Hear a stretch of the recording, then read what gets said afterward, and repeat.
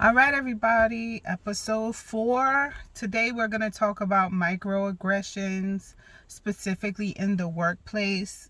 Microaggressions are everywhere, especially in your personal life, but I chose to focus on the workplace because that is an uncontrollable environment. Unless you are the CEO or the owner of the company, you have to follow a level of social responsibility or culture in the workplace. So we're going to focus on microaggressions specifically in the workplace. So if you don't know what a microaggression is, it started sometime, the term was coined sometime in the 70s, and it was started based on black people's interactions with white people in America.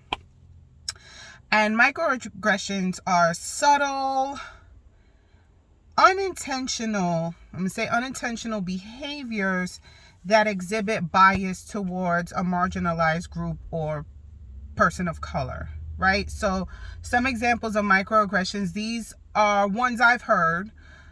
First one, where's your family from? It pressures you to defend your identity, especially with social class.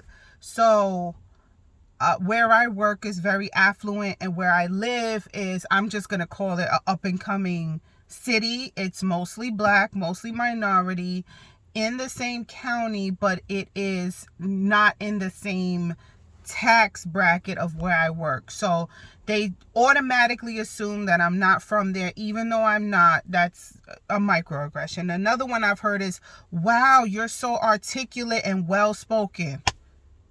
All they had to do to make it super duper offensive is add on for a black girl. But that is an example of a microaggression. They're shocked when they, niggas be reading and we could talk good and shit. It shocks them that, a black person, a person of color, could communicate on the same level or better than they do.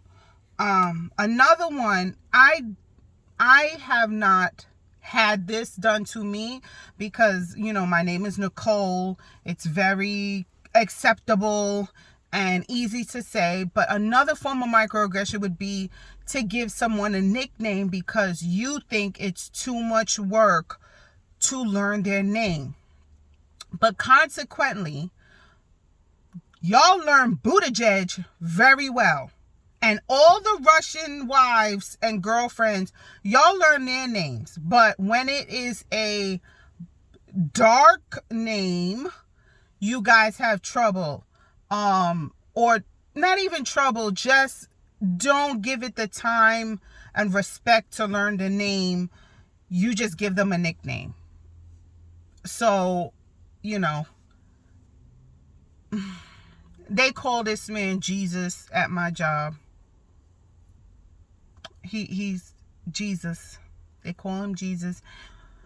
He has repeatedly corrected them, said that his name is Jesus. It's pronounced Jesus. And they call him Jesus to the point where they have given him the nickname of J. That is a microaggression. Okay. But y'all could say Buttigieg easily, right? Because it's white and it's right.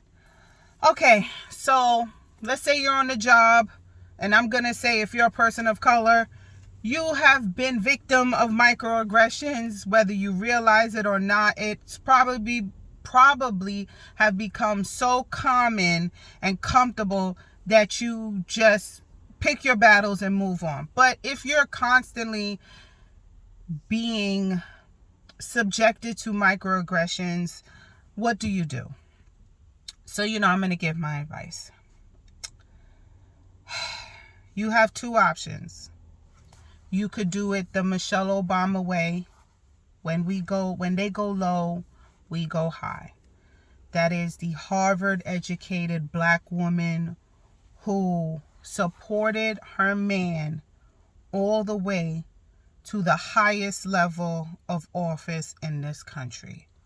That is socially how you are supposed to respond when you are representing the whole race, whether you like it or not, on your job. If you work in a predominantly white office or a predominantly white industry, the interaction that your white coworkers have with people of color is limited to you.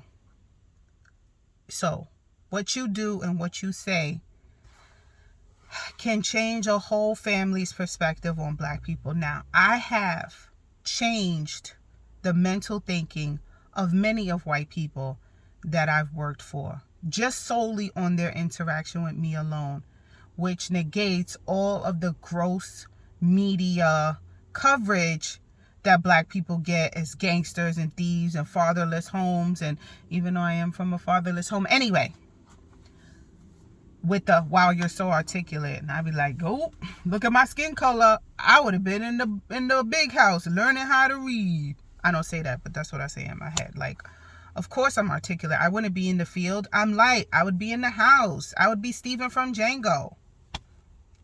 But going back, so you handle it the Michelle Obama way, right? And then you take on a job of educating white people because white people believe it's your responsibility to educate them when they don't know something based on race instead of looking it up, which is bullshit. But that is the way it is. You are supposed to teach them and erase all of the shit that their family and their parents have instilled in them. It's your job to educate them, not their job to educate themselves. So, the Michelle Obama way. First, consider the environment in which the microaggressions are happening. For me, it usually happens in meetings. And then you assess your surroundings. Is this a microaggression that you address in the moment, or is this a microaggression that you do one-on-one? I tend to find certain microaggressions can be corrected at that time. For example, misgendering someone. I'm going to get off of race because microaggressions could be racial, sexual, gender, sexuality, socioeconomic class.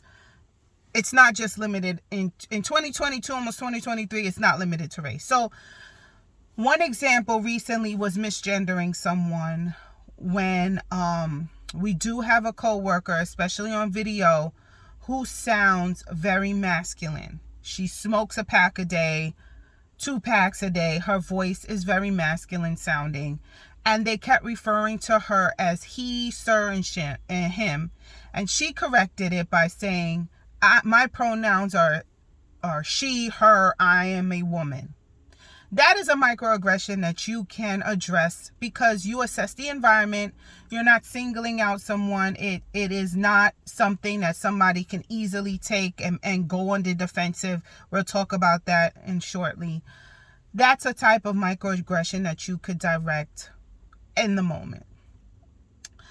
Any other different types of microaggressions, you can pull the person to the side and go, look, hey, something you said in the meeting just didn't sit right with me, da da da da da da da da da, right?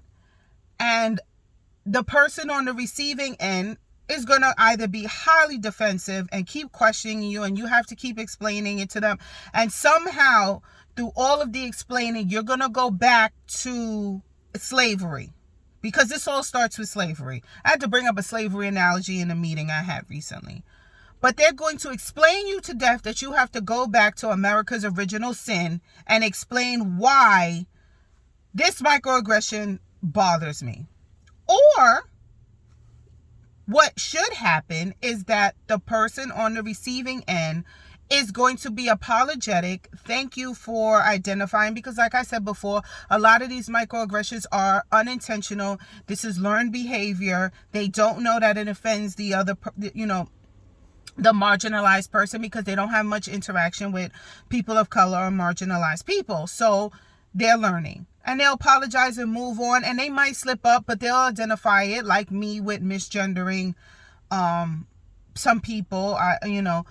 I'm sorry, and you correct yourself and move on. Another way, going to the Michelle Obama way, is to bring in other people of color to explain as a whole. Maybe during a staff meeting, if something is repeatedly said that offends multiple people, You don't have to be the martyr and go out on the front line and help people, because especially with Black women, they love putting us on the front line. Justice for all. Bring in somebody else. If you guys are by the water cooler complaining about the white people, y'all go in together.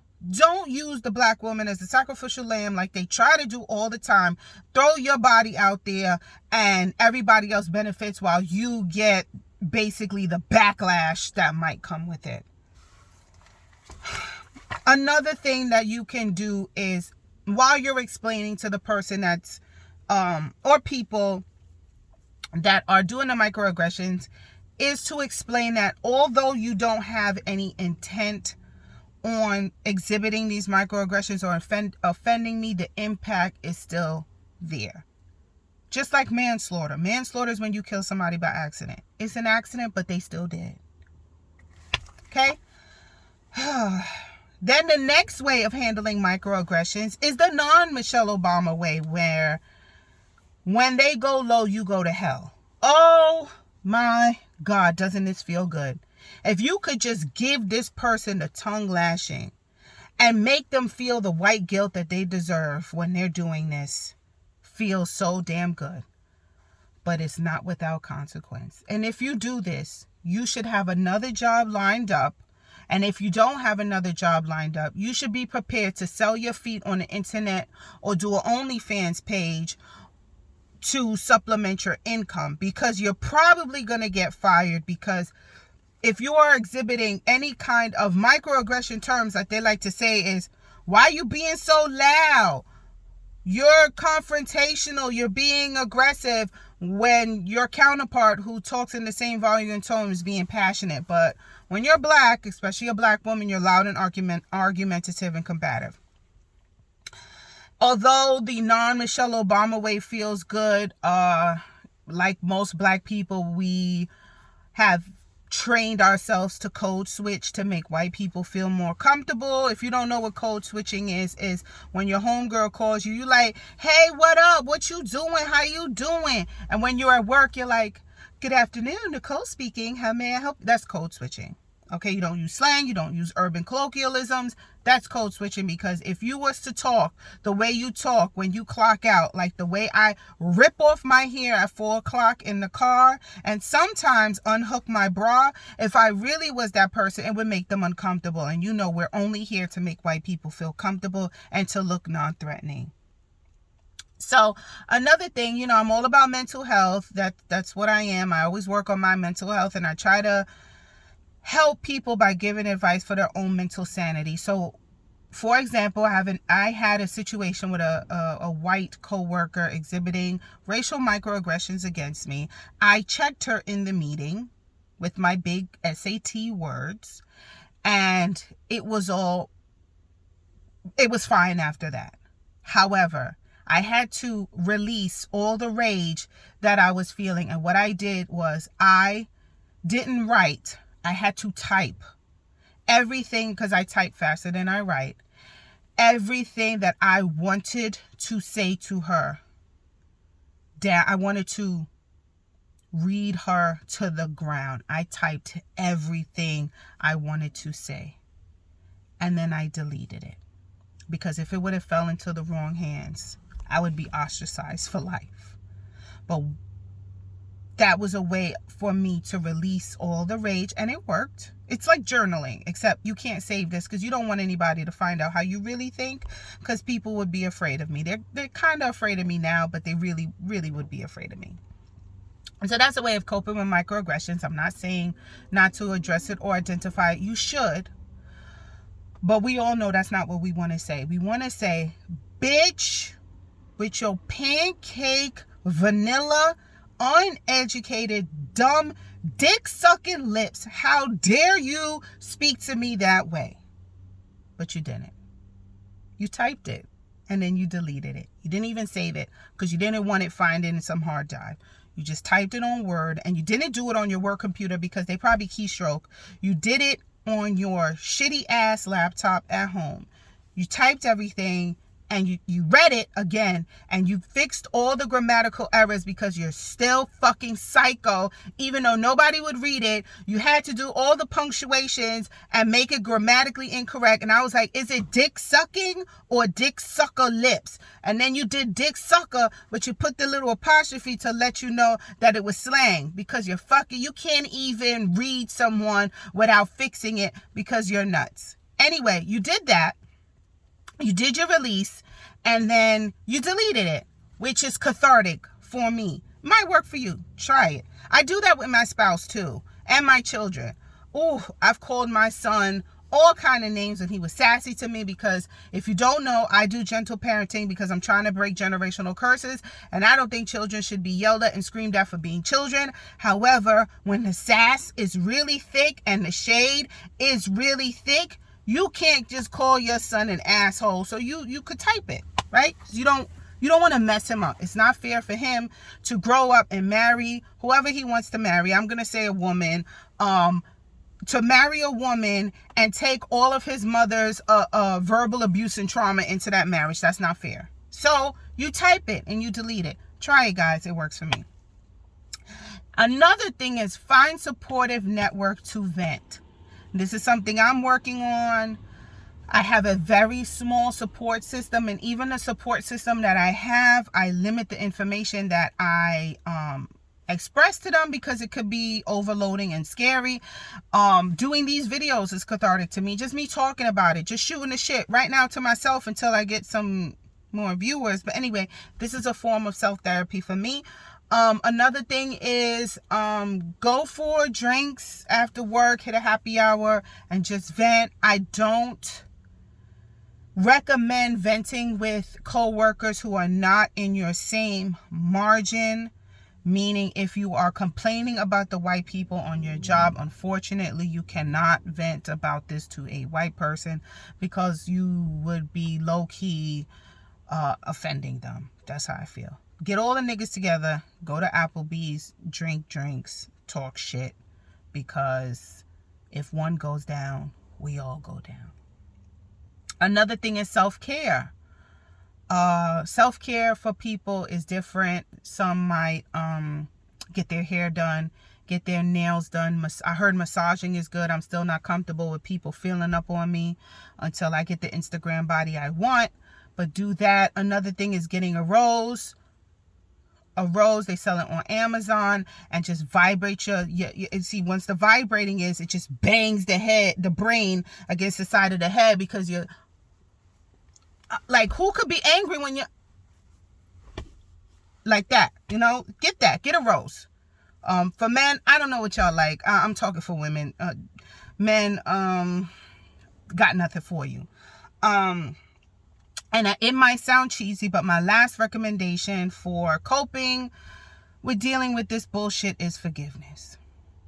I'm not saying forget, because once somebody exhibits microaggressions and they apologize, they're always, to me, gonna be on my radar, and I'm fully not gonna trust you to be an ally, because a zebra doesn't change its spots or stripes. To me, I feel like you'll not do it at work, but then be calling us niggas and spics to your family, But if you don't do it in front of me again, I'm fine. I'm not trying to correct your whole family. I'm just trying to have you not exhibit that while we're working together. So forgiveness. Forgive their ignorance. If they don't accept it, forgive that and move on, because anger is only punishment to yourself. You're not hurting the other person by being angry. Like when I got home from work, I was so angry. I talked it out to my husband, and then I just found solace and peace by playing and kissing up on my kids. And I said, I'm not going to spend any more time and energy into being upset about this. For what? I checked her. I won. Why am I going to continue to let this? And I just forgave her anger. She wasn't receptive. She walked out of a meeting. But I won. To me, I won. Whether she'll do it again or not, I don't know. And I frankly don't care. I've forgiven her ignorance. And I've given myself the peace that I need. So this is my little TED Talk on microaggressions. Comment if I missed anything, or if you have any more examples of microaggressions that I should be looking out for, or other people should be looking out for, so we can help each other. Damn, it feels good to like do the non-Michelle Obama way, but we can't. We can't, because we like nice things and we spend money and we buy houses and we buy cars and we have an addiction to the Dollar Tree. So we can't cuss a bitch out on the job because she's stupid. Be safe, everybody. I'll see you again for the next topic. Also, please give me some topic ideas. You can text the number or email me. I need some more topic ideas. Bye, everybody.